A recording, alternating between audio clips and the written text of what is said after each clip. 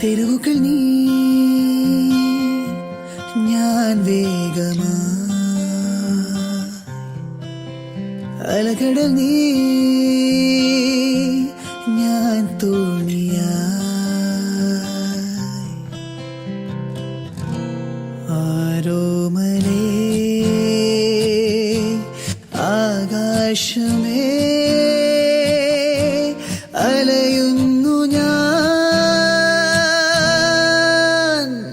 നീ പെയ്യുകെന്നിൽ തോരുകെന്നിൽ മഴമേഘമേ. മക്കളിൽ ഏറ്റവും കൂടുതൽ ദേഷ്യമാർ അമ്മു.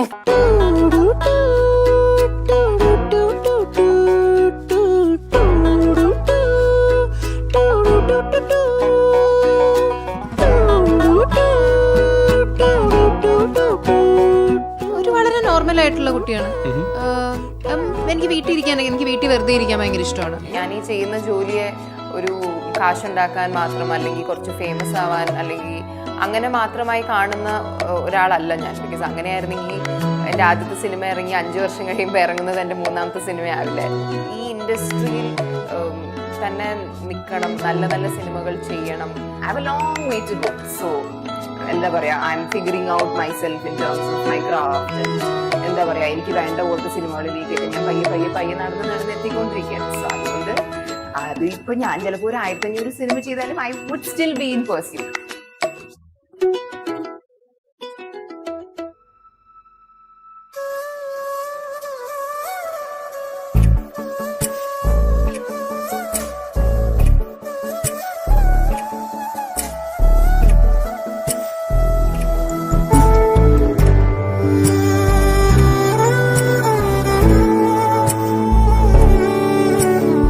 വളരെയധികം നമുക്ക് സന്തോഷമുള്ള ഒരു കാര്യം. കാരണം ആ മേഖലയിൽ തന്നെ നമ്മുടെ മക്കളൊക്കെ ആ രംഗത്ത് നായികയായിട്ടൊക്കെ വരുമ്പോൾ എൻ്റെ സന്തോഷം എനിക്കങ്ങോട്ട് നമുക്ക് പറഞ്ഞ് ഫലിപ്പിക്കാൻ പറ്റില്ല. അതൊരു പ്രത്യേക ഒരു ഫീലാണ് നമുക്ക്.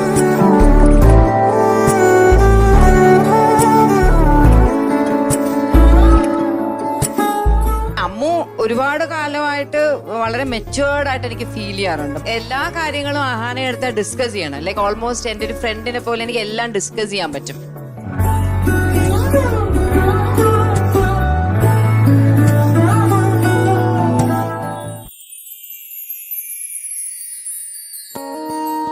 അമ്മു നമ്മളെല്ലാവരെയും വെച്ച് നോക്കുമ്പോൾ ഭയങ്കര മെച്ചുവേർഡാണ്. അപ്പോൾ നമുക്ക് എന്തെങ്കിലും കാര്യങ്ങളൊക്കെ ഉണ്ടെങ്കിൽ അമ്മുവിൻ്റെ അടുത്ത് തന്നെ ചോദിക്കാറുണ്ട്. ഭയങ്കര സപ്പോർട്ടീവാണ്.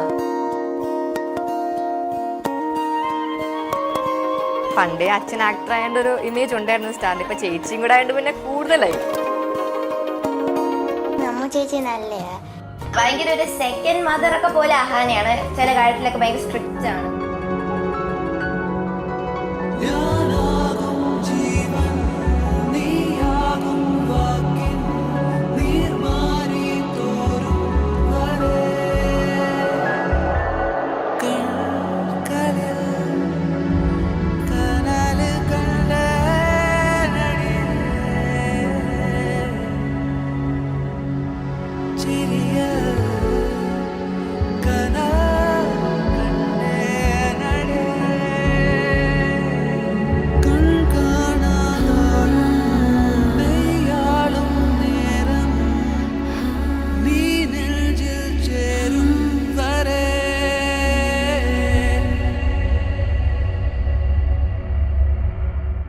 അച്ഛൻ ഈ ഇൻഡസ്ട്രിയിലെ ഒത്തിരി സ്വപ്നത്തോടെയാണ് വന്നത്. അച്ഛൻ വിഷ് ചെയ്ത കുറെ കാര്യങ്ങളാണ് അച്ഛൻ ഇന്ന് എന്നിലൂടെ കാണുന്നത്. അങ്ങനെ അച്ഛനെ ഹാപ്പി ആകാൻ പറ്റിയത് എനിക്ക് ഒത്തിരി സന്തോഷമുണ്ട്.